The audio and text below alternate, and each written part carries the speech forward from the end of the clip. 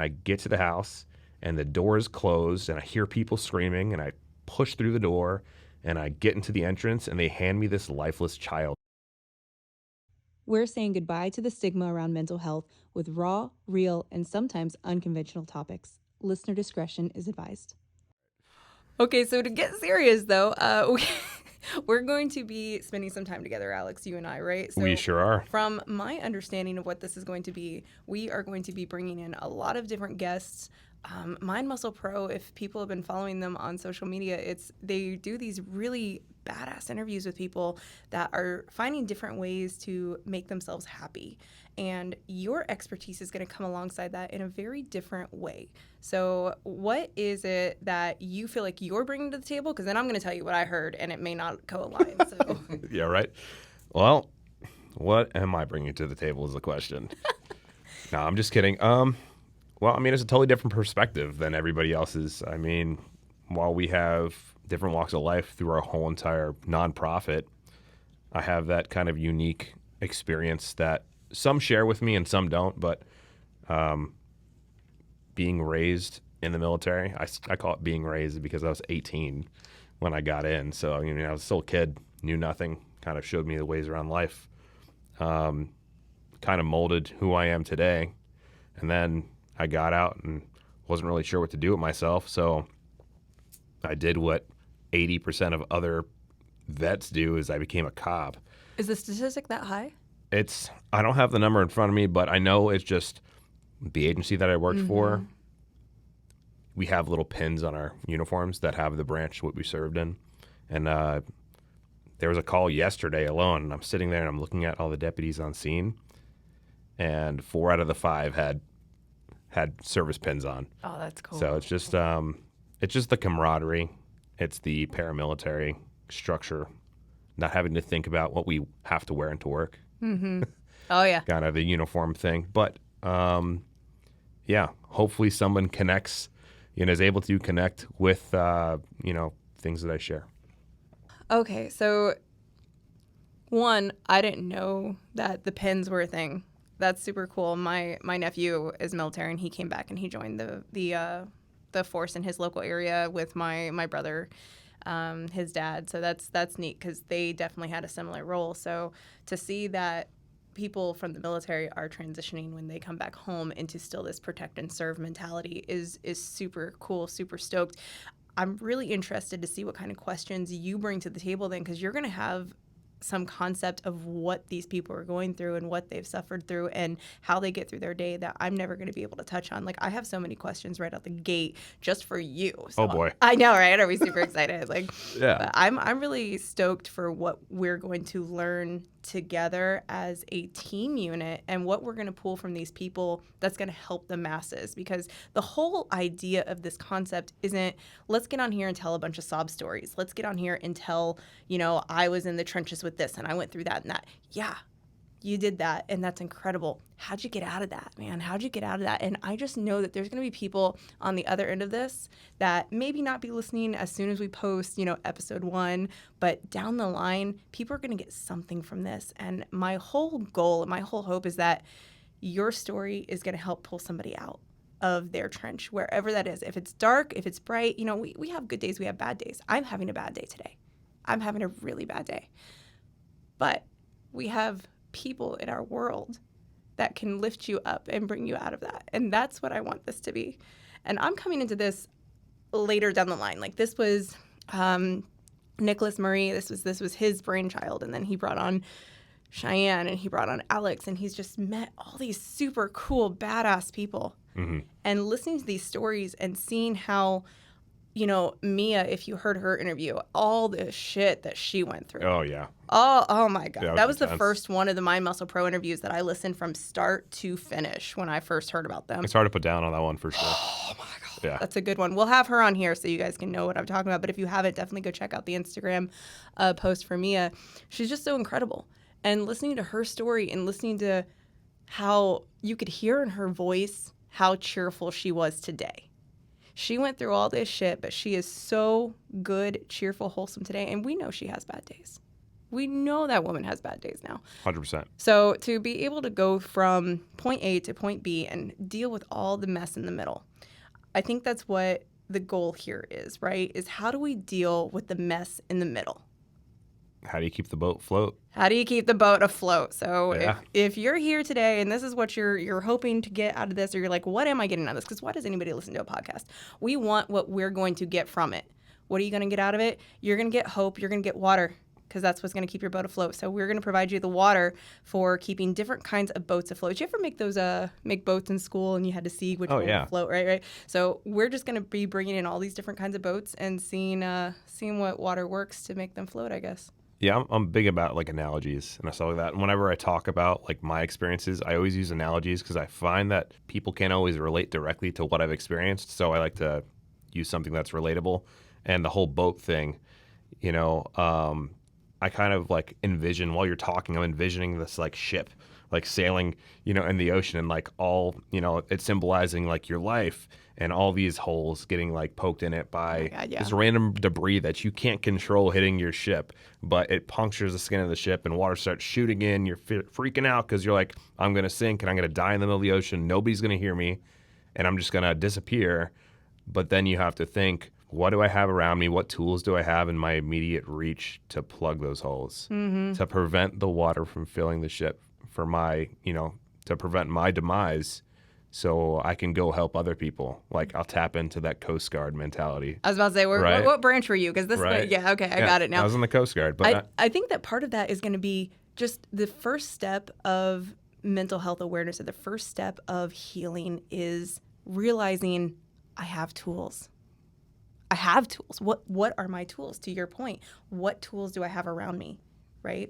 So I love the analogy. It's perfect. Yeah, I think that a lot of people in those predicaments, feel like there's nothing else for them to do. And that's why suicide becomes such a relevant option, because it's like, I've exhausted all my options. I don't know what else to do. I'm ashamed that I don't know what else to do. And I'm overcoming so many different obstacles. And it's such a complex thing. So I can't go off and name every single thing that might make a person, consider that option. But it's there. It happens. Like you said, awareness. And I think that everybody is aware of mental health. The issue is people having the courage to speak up and realize that this isn't like I'm the only one with a mental health issue. It's we all have mental health issues together. It's the largest team that you've ever been on, and you just don't know it exists yet. So that's spot on. I try to tell my husband all the time, because I'm very immersed, obviously, in mental health awareness and mental health, just speaking openly about it. And he's very much more about it, even though we neither here nor there. But my whole thing in explaining it to him is, it's almost like having diabetes, but not knowing that you need to take insulin. It's like, if you have a broken arm, it's easier to say, well, baby girl, you need a cast. Mm-hmm. You broken. Right. But if you have diabetes and you don't know it, and you just go on eating your donuts and your sugars and your stuff, and you're not taking the proper medication, you're not going to get better. You're going to get worse. Mm-hmm. So talking about, hey, I feel this certain way. I feel this way. Oh, well, you may have diabetes. You need insulin. You need to watch your diet. That's the kind of things that people, I think, don't understand with mental health, is there is a true illness level. So one of my wonderful things is that I have clinical depression. I was diagnosed with clinical depression. Y'all are going to have a lot of fun on this because I'm also dyslexic. I thought it was like a diet thing at first. Oh my gosh, you would think. On these invisible illnesses, mm-hmm. right? Like when soldiers come back from war and they have PTSD, but they don't have a limb that's blown off. People are like, you're fine. Like, welcome back. You're fine. You're good. But really, I'm fighting demons inside my head. And I am waking up from a flashback in my front lawn, half clothed kind of thing. But nobody else knows about it. So get your shit together like everybody else. Why can't you do that kind of thing? Mm-hmm. Mental illness is not an outward injury, like you were saying. And just like you were saying, maybe because of your diagnosis that you have, it is, again, an invisible illness to those who don't know you. right? Personally, like Oh, intimately. sure. Um, People that would meet me would tell you that I'm very outgoing. I'm very friendly. Friendly, not slutty. Those two often get mixed up a lot, but we're very friendly and outspoken, outgoing. Never meet a stranger. But what they don't understand, to your point, is when you have a diagnosis like clinical depression, it's your chemicals in your brain are off balance. right. The chemicals in your brain aren't working properly. You're not getting enough serotonin. You're not getting enough dopamine. You're not getting enough of this. Well, if you have diabetes and you need your insulin, it's the same concept of if you don't know what's wrong, you don't know how to fight it. If you don't know what demon you're facing, you don't know what weapon to get out of your toolbox, right? Sure. Like, who plays video games? Like, you Yeah, don't of know course. what to get out of. Yeah, your loadout might not be correct. Sorry, that was just a complete Modern Warfare, like Call of Duty reference. My loadout. But it's kind of interesting that you mentioned all these things like invisible things that you don't notice outwardly. I jotted down in my notes section. I was like reading an article. Did you know that you know like most people, have you seen like the Instagram reel and it's like photos of people like their last photos before they killed themselves, Oh my gosh, and no. they're all like smiling and happy looking, Oh my gosh, no. right? It's crazy. And then I read this number. It said suicide. There's one suicide every 14 minutes in the U.S. That like blew my mind. And then specifically for men, I was like reading a Men's Health article. It says over 6 million men suffer from depression in the U.S. each year, and 70% of suicides are completed by men. Right? 40% of men don't even talk about their struggles at all. Well, this is this concept, right? Weak men, right? Emotions are a sign of weakness, and if a man shows emotion, then he's weak. Sure. He can't provide. He can't handle himself. How is he supposed to handle his family and be the head of his family? Like, I think that's such bullshit. I think that's such bullshit because a man that knows how to express himself and be emotionally mature enough to recognize that there's an issue. That's a man that I can come alongside of and I can say, okay, we can fight this together. Right. Versus the man who, I don't have a problem. I don't have a problem. Then he goes behind closed doors and he has a big ass problem, right? Like that's hard. That's hard to come alongside somebody, both either in a relationship, in a friendship, just even in a co-working space. Yeah, for sure. It took me a long time to get to that point because it used to be I used to just compartmentalize everything and toss it into a closet and slam the door shut. Now That- you're married, I am. right? How did that affect your relationship with your wife? I mean, to be honest, that mentality affected every single relationship I've had my entire life. My entire life. From like my friends and family to romantic relationships I had from a previous marriage until now.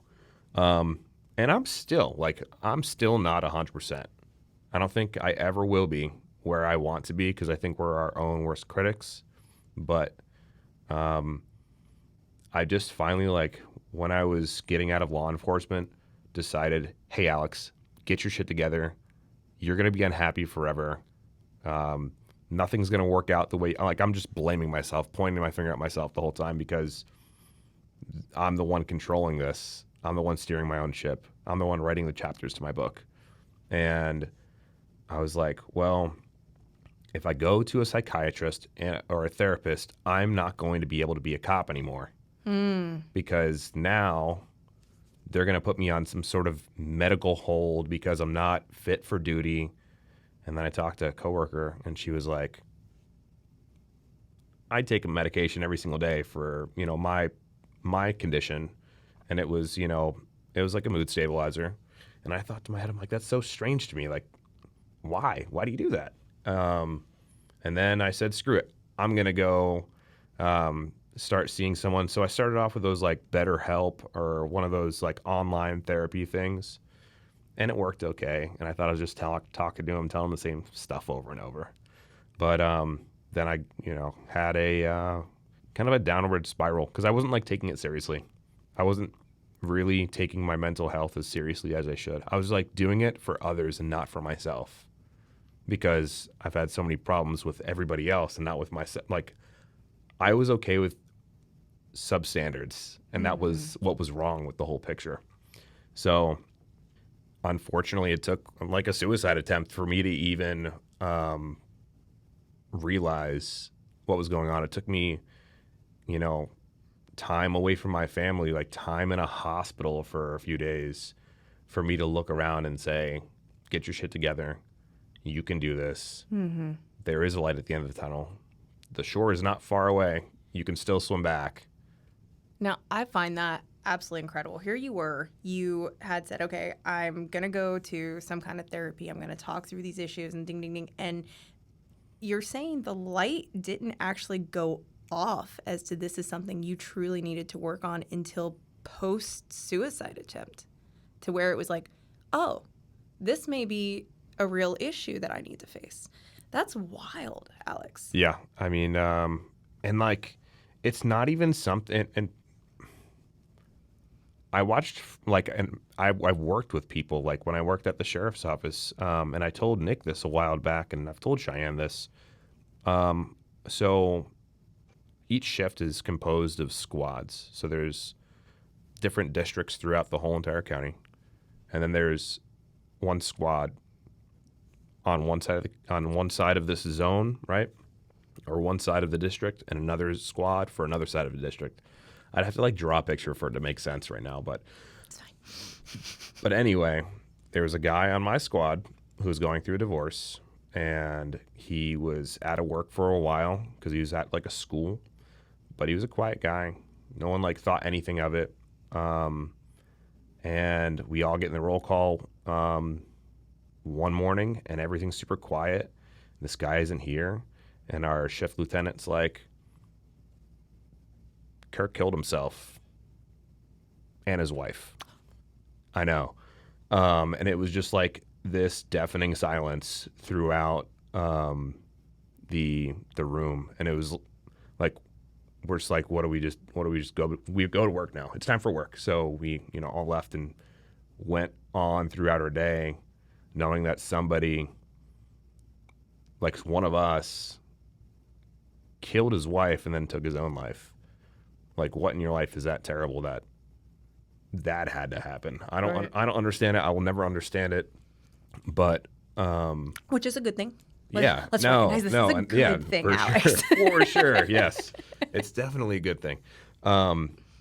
What's crazy is that a few months later, a retired deputy who worked in the schools did something similar. And it was right after like Hurricane Irma. So it wasn't even that long ago. Armageddon. Yeah, I know. But his was even worse. Like, he killed his wife, killed his daughter, killed his granddaughter, and then killed himself in front of my coworkers. He did all that. So he woke up, killed his wife, drove to his daughter's house, killed his daughter in Plant City. They weren't all under the same roof at the same time. Oh No, separate houses. So he killed his wife and then drove to his daughter's house and killed his daughter and then his granddaughter, and then walked out to a football field of a local high school and got on the radio.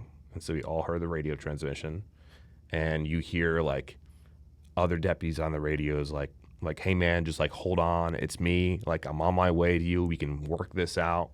And he shot himself in front of two deputies. So that was a few months after that.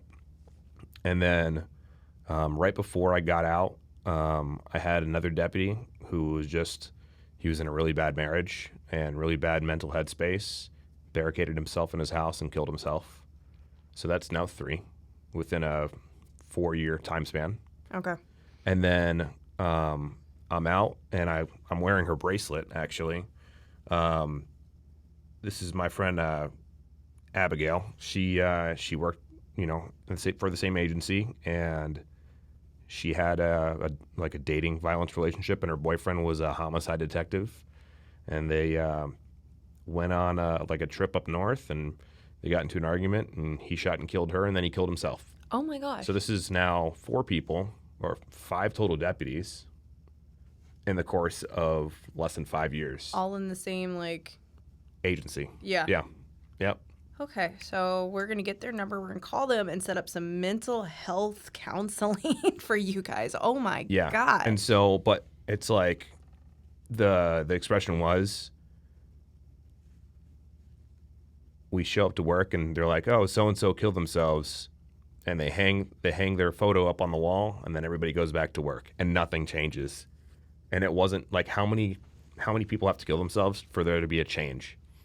And like there's so many other deputies. Like I was talking to a close friend of mine right after my attempt. I was like, dude, like I was there. Like I was so tired. I was so sick of everything. And I was like, I don't know any other way out. So this is it. Like this is where my book ends. And I'm so glad that the book didn't end. Yeah, me too, buddy. Like, no joke. Thank you for being here. Yeah. So literally, thank you for being here.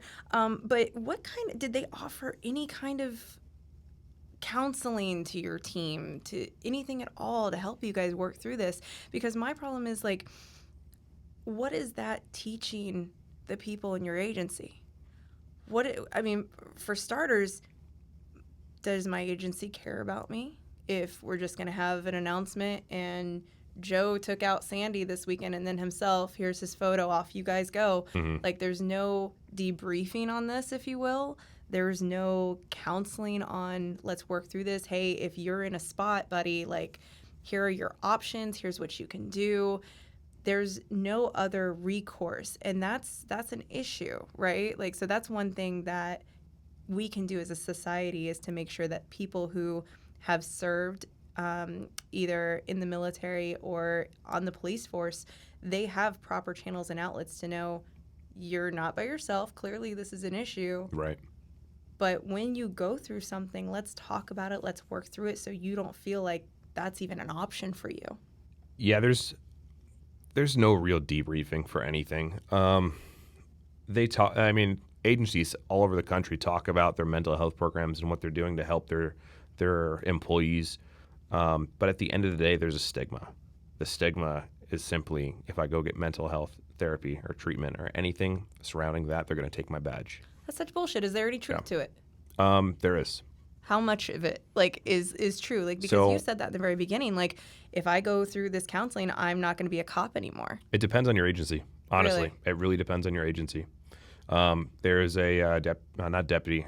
There is a law enforcement officer I spoke with right when we started, kind of like taking a deeper dive into Mind Muscle Pro, and he was talking about how he sought mental health treatment, and his agency began writing him up for like other things, and then ended up firing him.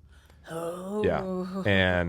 And so it's a slippery slope. And so that's that stigma. You're like, ooh, like I don't want to go down that route. So it's either this. I mean, I don't know what the other route is. Right. All I do know is that if you look at the statistics, every single year there's a line of duty death like statistic. So it'll show how many law enforcement officers died every single year, what their cause of death was, but none of these show suicide statistics.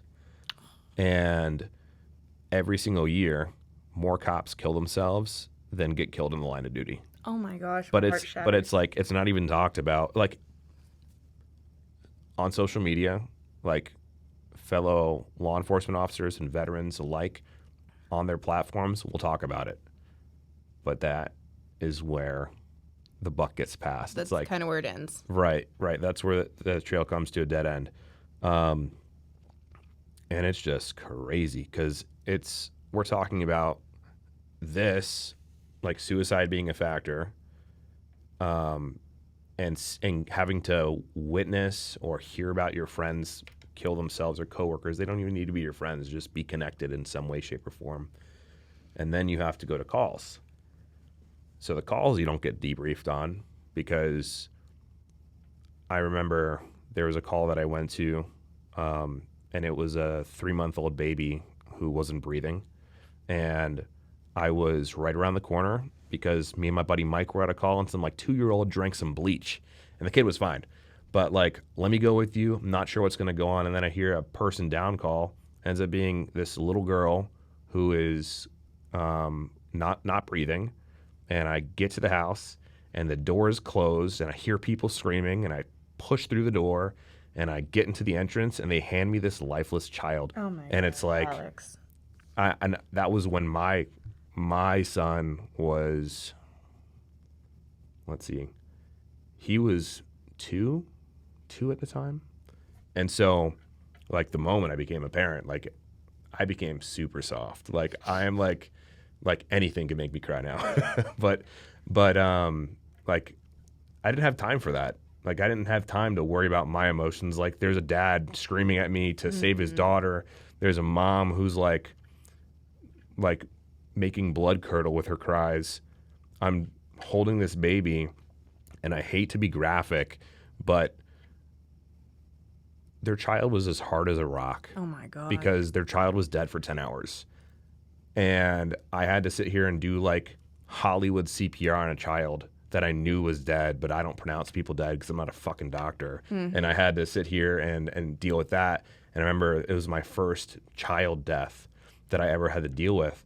And I was like, how do I cope with this? Like, everything from like the scent of the house to the way the baby felt to how I felt, like the dad who was punching a hole through the wall next to me, just like yelling to save his kid, and to like having to do a reenactment with the medical examiner's office of this dead child and how it passed away, to like when the lights turn on and I can see the pack and play mesh on her face that was set in from lividity of her blood pooling. It sticks with me today. I still know her first and last name, and I've gone to so many death investigations. But you know what happened after that call? My sergeant looked at me and said, write the report while you're sitting on this call, make sure you're good, and then put yourself 10-8 again, which just means back in service. Make sure you're good. That was it. That was it. Make sure you're good. Yep. Make sure you're good. How do you get good? You don't. You don't. It's almost like you guys need almost like a mental health union. Yeah, Y'all need a mental health union that says, whoa, hold up, big guy. I need a day. Give me a damn day to process what just happened to me. Yeah. Let me get through this, because you guys, I understand to an extent, right? I can look at both sides of this coin and say, okay, as somebody who's looking at our protect and serve capacity, do I want them to be in a healthy mental health place? Yeah, I do. Do I understand, though, that what they're going through puts them outside of that capability more than the average human? I do. Does that mean that maybe they need the extra resources and the extra help and the extra make sure you're good resources to make sure you're actually okay? Absolutely. So how do we do that? How do we get them there? Do we talk more about the stigma? Do we talk more about, eventually we have to stop talking. Eventually there has to be enough that people stop talking about the shit and they say, what are we going to do about it? Sure. So mental health union for the police force. I mean, I will be your Check, first writing that signature. down. Right. Done deal. So Yeah. maybe that's something that we can ask when we get on these, when we're going to bring guests in and we're going to have you on board and you're going to be here to talk through people that are in the military that have served on the police force. And you'll have these questions that I won't ever know. But I think one thing we need to take away from this conversation between you and I is, what are ideas that could make this easier for you? What do you need? And compile that list, and somebody's got an idea out there. Sure. Somebody has an idea that's going to stick and that's going to be helpful. Yeah, all I'm thinking about right now is, it's like all this is fine and great, but and I hate to be like a realist in the situation, but there aren't enough cops out there to make that even a possibility. Because if we were to say, hey, Mike, you just had a death investigation with a child, or you just had a death investigation period, take a day off, then his partner wouldn't have backup when someone's shooting at him the next day. And no one wants to be cops anymore. No, I don't. No one wants to be a cop. All the cops are leaving. Yeah. They're begging for retirement. They're like, I'm in the drop. I got 2 more years left. I got 12 months left. I got 8 months left. I got 61 days left. I got 10 days, 4 hours, and 3. Like, they're counting down to the second to get Now, out. do you think some of that has to do, because I can only observe as an outsider. Now, my brother and nephew are both on police force. Sure. And So I've grew up with all his wonderful, terrifying stories, right? Yeah. But do you think that a lot of that countdown and losing the good guys and cops not wanting to be cops anymore has to do with how the media has been portraying them over the last several years? Sure. I mean, law enforcement has a black eye. Yeah. It has for the last 10 years. I mean, it's like a roller coaster. Like the climate of law enforcement will be great, and then it'll get bad, and it'll be good again, and it'll get bad again, and that's always going to happen, and everybody handles things differently from like a mental health standpoint. So like, while I might feel a certain way after going to a death investigation, somebody else might be okay. And that's fine. Like everybody's built differently. It doesn't mean that someone who goes to a call means you're not cut out for this job. Right. That's not necessarily what it means. It just means that your emotions are different. It doesn't mean that you're not cut out for it. And I've heard that before, like, hey man, maybe you just weren't cut out for the job. But that's not the case. Like I had a blast. Like being a deputy sheriff was the highlight of my life. I had an absolute blast. I have made best friends from it. I talk, with my best friend Dylan on the phone on like a weekly basis. We catch up. He left me for the FBI, but yeah, we still, talk about our old glory days and the old fun stories of doing high speed warrants and all sorts All of the fun cool stuff shit. like that. But then where all the cool shit goes away, kicking in doors, chasing people, doing traffic stops, making arrests, being a cowboy kind of life. That all comes to the screeching halt when I'm looking at Dylan. He's like, all right, man, I'll do the bag valve mask, you do chest compressions, and we're looking at this little baby pinching his fingernails, being like, all right, he still has capillary refill. We got a chance. And then he dies. So Yeah. it's like, here we go again. And The cowboy heroism. it's a fucking vicious cycle because Dylan and I, we talked on the phone more than we did with our significant others. Like our phone bills, like if we looked at them, it was like the minutes. Like Dylan and I talked for 12 hours a day. My wife, we'd get to the house and Dylan would get to the house and hit the Ring doorbell camera and be like, hey, Brittany, I'm home. And she's at work. She's like, what the hell's going on? But as much fun we had together, and we spent so much time together, like so close that when he got COVID, I got it right afterwards. Like it was just, we were inseparable. But that being said, There's a dirty joke in there somewhere, but I'll leave it alone for this. Yeah, it wasn't the Navy, okay? But where we had all this fun and good times together, we were in it together for every single situation. And I think together, both Dylan and I have done CPR on probably like 15 or 16 kids under 2 Oh my gosh. in a 2-year time period.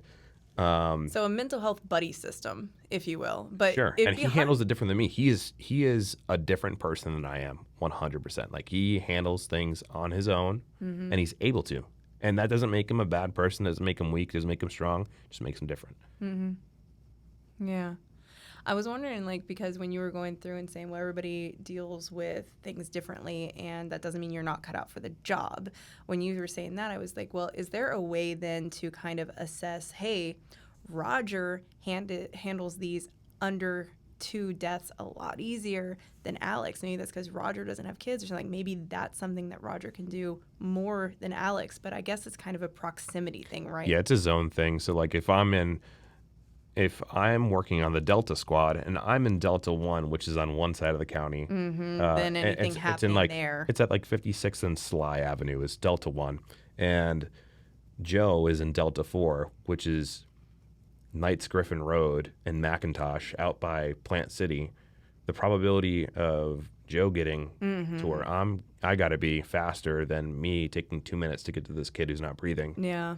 It doesn't like make sense, and that's why it's inevitable. You're gonna encounter these things, and you're gonna encounter those situations, and kids getting hurt in car accidents, kids being abused, people getting shot and killed, and worse.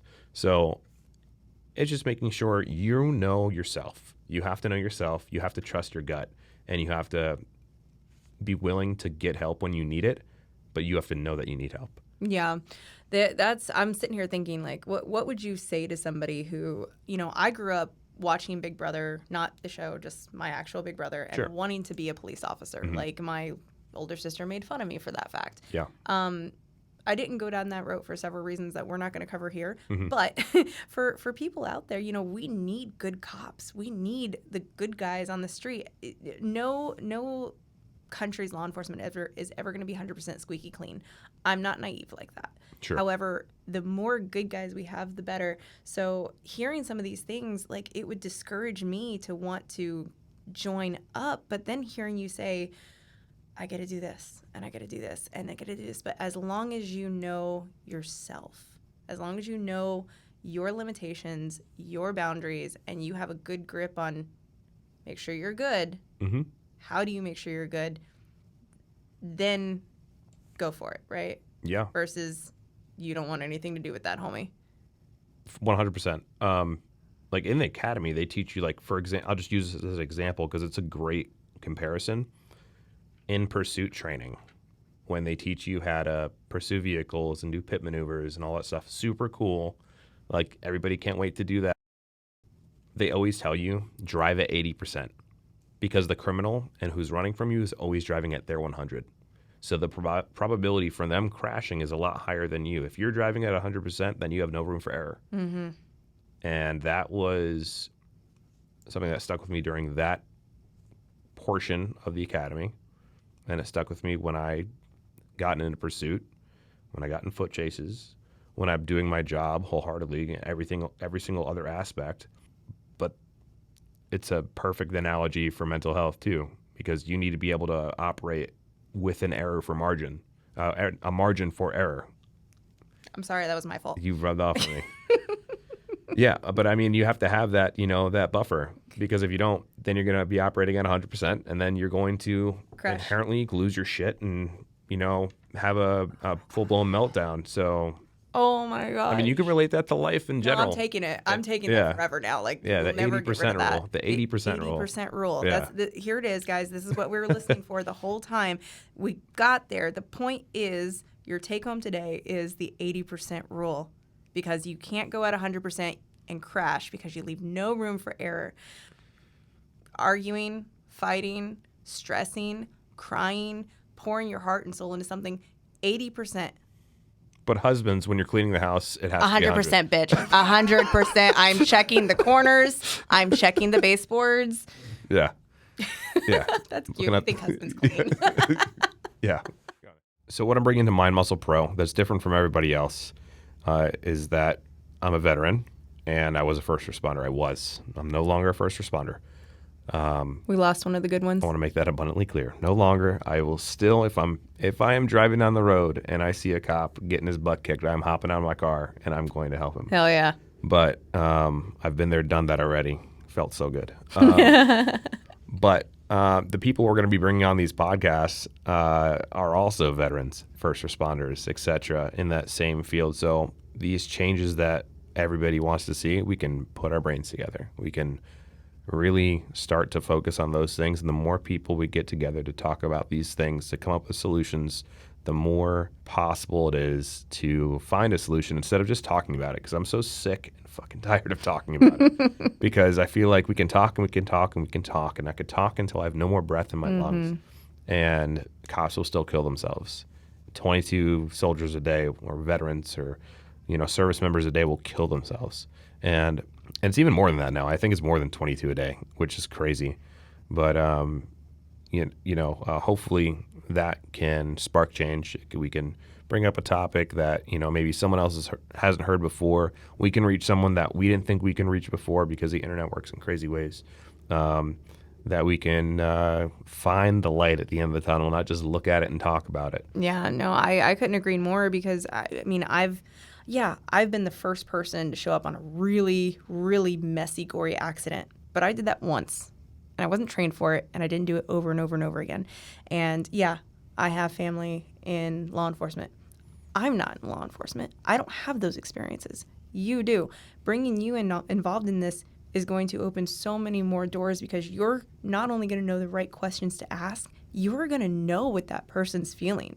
You're going to know, hey, wait, we're going too far, or you're going to be able to come alongside them at the end, because we're going to probably open up things that are uncomfortable. That's painful. You sharing some of these stories, like, I feel your heart, and you've dealt with this. You're good for the most part, from what I'm understanding, right? You got it together. I mean, you're sitting here on a mental health podcast talking about these things, and you're going to help people sort through these demons and be there for them at the end. I think it's wonderful that you're willing to do this, because I know it's not going to be comfortable for you. No. No. There's no other way to put it. It's not comfortable. I don't like talking about it, but I force myself to. And similar to Nicholas's post that he made the other day, and I reposted it, and I said that Nicholas's story is someone else's survival guide. His struggles are someone else's survival guide. So what I've been through, what I am going through, because I still suffer from PTSD. I still suffer from, having trouble having peaceful sleep. And every other aspect of my life, because PTSD is not just having like hallucinations or having flashbacks or anything like that. There's so much more to it. It's complex. And, my struggles, although I'm still struggling with it, maybe I could bring someone on who they're struggling too. And they're like, hey, this works for me. I'm trying this right now. And I'm like, shit, I haven't even thought of that yet. It's the 80% rule. Yeah, I haven't even thought of that. Now I'm going to try that myself. So, all of us talking here, like, this helps, right? This is therapy in itself. It's therapeutic. Talking about our mental health struggles is therapeutic. Not talking about it, compartmentalizing it, is deadly. Oh my gosh. And that's, I didn't want to bring home that burden to my wife and my kids and my friends and my mom and my dad. Like, my brother and sister, talking to them on the phone, like, hey, how was your day? And like, it was fine. It was fine. How do you really say how your day was? Yeah, like, I'm home. I'm finally home. I'm happy to be here, I'm but home. Damn. Yeah, but I mean, like, the I'm home was I worked from 6 to 6, so I get home at 6 a.m. And you try to sleep. My wife, who's my girlfriend at the time, was working the same shift, so we both get home at like 6 in the morning, and it was like internally, it was like, it feels like 6 p.m. So open comes the bottle of whiskey. Oh no! But it's like, it wasn't a bad thing, but it was like, we probably shouldn't, but we're gonna do it anyway because we're like, whatever. But it's not a good habit, like vices and all that stuff. Try to stay away from. I don't drink nearly as much as I used to. I don't do half of the things that I used to, but it's all for a reason. Like, I was talking to my psychiatrist the other day. She's like, you don't drink anymore, right? And I said, no. No, not like I used to. Not like I used to. No, I mean, I don't remember the last time I've actually been drunk, which is awesome. But, it's probably for the best. Do you feel like you were drinking because you were in these really, really hard situations and it was kind of the escape from that, or do you feel like you quit because that became an amplifier of those situations? Absolute amplifier. I didn't do it to suppress anything. I didn't do it to silence the demons at night before bed.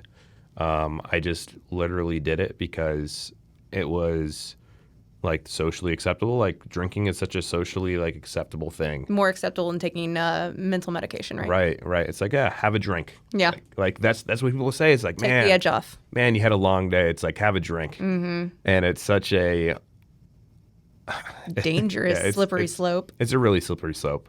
And there's nothing wrong with drinking in moderation. There's nothing wrong with anything in moderation. Mm-hmm. But again, it all comes back down to the 80% rule, right? Or just don't drink until you can't do it anymore.